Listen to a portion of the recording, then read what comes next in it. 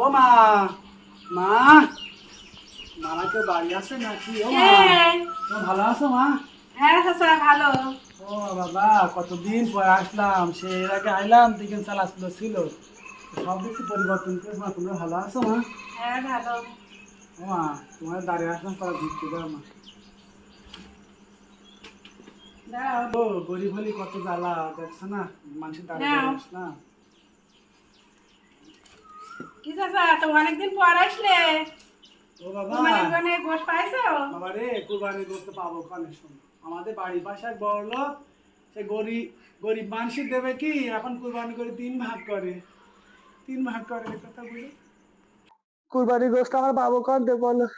গরিবরা খুব অসহায়, বছরে একজন খাবে তাও খাতে পারে না, 3 ভাগ করে বড় লোকেরা, নিজেরা খায়, আত্মীয় স্বজনের দেয়, মসজিদ দেয়। আমরা যে না খেয়ে থাকি আমাদের কেউ দেয় না। আমার একটা মেয়ে ছিল ছোট, আব্বা গোস্ত খাবো গোস্ত খাবো, কেউ গোস্ত দেয় না। আর আমরা কি মানছি ওই যে মসজিদ থেকে হাত পাততে পার?